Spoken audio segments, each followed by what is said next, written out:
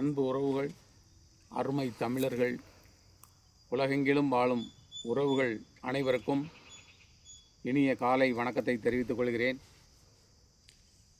இப்பொழுது நாம் இருக்கக்கூடிய இடம் ஒரு மலையடிவார பகுதியாக இருந்து வருகிறது.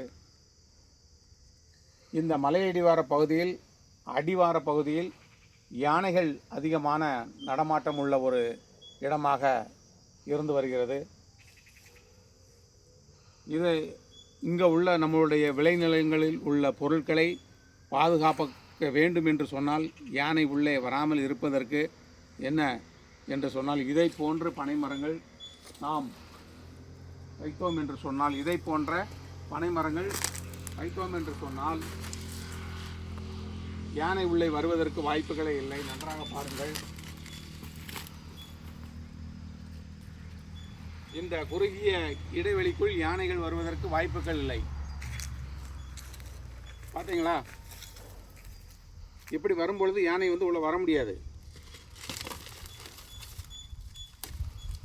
அதே போன்று இவ்வளவு இடங்கள் உள்ளது. குறைந்தது 4 அடி தூரம் இடைவெளி உள்ளது. ஸோ நெருக்கமாக நாம் பனையை வைத்தோம் என்று சொன்னால் நமக்கு யானை என்ற தொந்தரவு நமக்கு இருப்பதற்கு வாய்ப்புகள் இல்லை. அதே மாதிரி பனைமரம் வளர்ப்போம், பாதுகாப்பாக இருப்போம் என்று கேட்டுக்கொள்கிறேன். விவசாய நிலங்களில் நம்மளுடைய வேலிகளுக்கு பொதுவாக நம்மளுடைய எல்கைக்கு, இந்த எல்கை என்னுடைய இடம் என்பதை குறிப்பதற்கும் பனைமரம் நமக்கு உதவுகிறது. அதே போன்று பனைமரங்கள் இன்றைய தமிழக அரசு பனைமரங்களை கணக்கெடுக்க வேண்டும் என்று ஒரு உத்தரவு போட்டுள்ளது. எத்தனை பனை மரங்கள் கிராம ஊராட்சிகளில் உள்ளது என்பது பற்றிய தகவலும் பதிவேடுகளும் பராமரிக்க வேண்டும் என்று ஒரு உத்தரவை பிறப்பித்துள்ளார்கள். அது மிகவும் நமக்கு வரவேற்கத்தக்கது. இந்த பனைமரங்கள் இப்படியே இருந்தால் இது பனைமரம் என்று சொல்லுவதற்கு ஆகாது. அந்த பனைமரத்தை நாம் சுத்தம் செய்ய வேண்டும். பாருங்க, இதை போன்று வராது, இதெல்லாம் வராது. இதெல்லாம் கூர்மையான கத்தி கொண்டு நாம் எல்லாம் சுத்தம் செஞ்சு அதை எடுத்தால் மட்டும்தான் இந்த மரமானது பனைமரமாக இருக்கும். இல்லை என்று சொன்னால் இது பனைமரம், அதனுடைய ஆயுள் கம்மியாகிவிடும். இதை சுத்தம் செய்வதற்கு ஒவ்வொரு இளைஞர்களுக்கும் நம்முடைய தமிழ்நாடு அரசு மரம் ஏறும் பயிற்சியையும் இதை சுத்தம் செய்வதற்கும் உண்டான வேலைகளை செய்து கொடுக்க வேண்டும். அதற்கென்று நிதியை ஒதுக்கி பனைமரத்தை பாதுகாக்க வேண்டும். பனைமரம் என்பது ஒரு சாதாரண ஒரு மரம் அல்ல என்பது இப்போதைக்கு அனைவருக்கும் தெரிய வந்துள்ளது. நிலத்தடி நீரை பாதுகாப்பதற்கு நம்முடைய பனைமரம்தான் இன்று நமக்கு வாழ்வாதாரமாக விளங்குகிறது. வரக்கூடிய காலகட்டங்களிலும் இந்த பனைமரம் இல்லை என்றால் நாம் உயிர் வாழ முடியாது என்பது பற்றிய கருத்துக்களை நாம் தொடர்ந்து பதிவு செய்து கொண்டு வருகிறோம். ஆகவே தமிழக அரசு, நம்முடைய முதல்வர் அவர்கள் இந்த பனைமரத்திற்கு ஒரு உரிய நடவடிக்கை எடுத்து இளைஞர்களுக்கு ஒரு வேலை வாய்ப்பையும் வழங்க வேண்டும். அந்த வேலை வாய்ப்பானது நம்முடைய தமிழக அரசின் மூலமாக,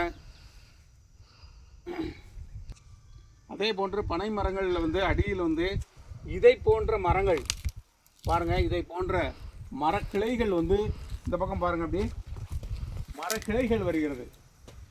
இந்த மாதிரியான மரக்கிளைகள் வராமல் அதை நாம் என்ன செய்ய வேண்டும்? அதை உடனடியாக அறுத்து எடுக்க வேண்டும், சுத்தம் செய்ய வேண்டும். போன்ற வேலைகளை நாம் தொடர்ச்சியாக அதை செய்ய வேண்டும். இதற்கு நம்முடைய தமிழ்நாடு அரசு முழுக்க கவனத்தில் கொண்டு இதற்கான தேவையை அந்தந்த மாவட்டங்களுக்கு நிதியை ஒதுக்கி இளைஞர்களுக்கு ஒரு வேலை வாய்ப்பை கண்டிப்பான முறையில் வழங்கினால் மட்டுமே நீர் ஆதாரத்தை, நீர் வளத்தை நாம் பெருக்குவதற்கு மிகவும் எளிமையாக இருக்கும் என்று இந்த பதிவை நாங்கள் பதிவு செய்கிறோம். அதே போன்று பனை மரங்கள் இருக்கக்கூடிய இடங்களில் பனை விதைகள் மரத்திலிருந்து பழுத்து தானாக கீழே விழுந்து அதை முளைக்க வைத்தால் மட்டுமே அது முளையாகும். இங்கே பாருங்கள், இந்த இதை போன்ற விதைகள் எப்படி இருக்கிறது, கீழே விழுந்து கிடக்கிறது. இதையெல்லாம் ஒவ்வொரு ஊராட்சிகளிலையும் நாம் விதைகள் உற்பத்தி அதை நாம் பிறக்கி உற்பத்தி செய்ய வேண்டும். பனைமர கன்றுகளாக உற்பத்தி செய்ய வேண்டும். அப்படி இருந்தால் மட்டும் நாம் பனைமரத்தை பாதுகாக்க முடியும். இந்த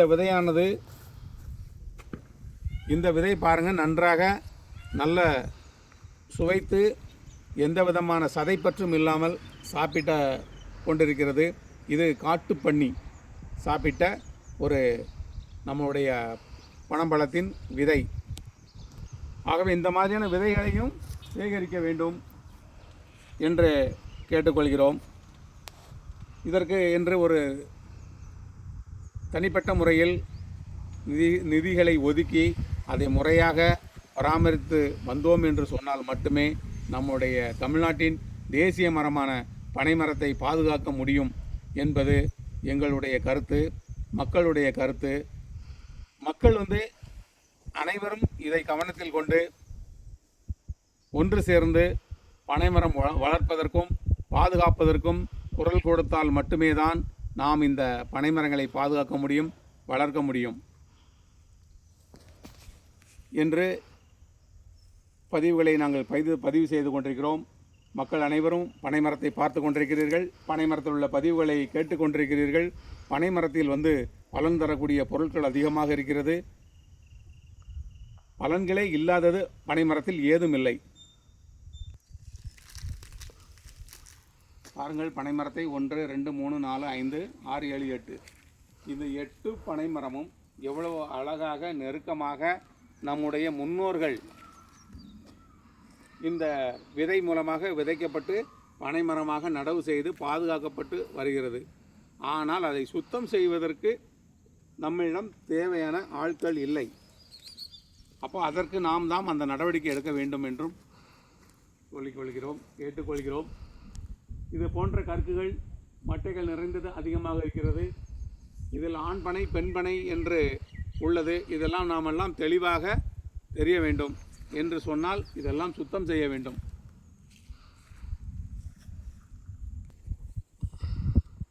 நம்முடைய உறவுகள், தமிழ் உறவுகள் அனைவரும் நம்முடைய பனைமரம் வளர்ப்பு திட்டத்திற்கு ஆதரவு கொடுத்து லைக் பண்ணுங்கள், ஷேர் பண்ணுங்கள், கமெண்ட் பண்ணுங்கள். தமிழக அரசுக்கும் எடுத்து சொல்வதற்கு அளவிற்கு எந்த அளவுக்கு இதை நம்ம விழிப்புணர்வாக கொண்டு போனால் மட்டுமே நம்முடைய மாண்புமிகு முதலமைச்சர் அவர்களின் கவனத்திற்கு போய் சேரும். நம்முடைய தமிழ் தேசிய மரத்தை காப்போம், தமிழ்நாட்டை காப்போம்.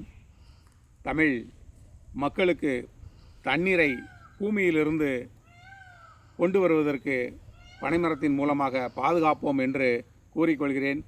நன்றி, வணக்கம்.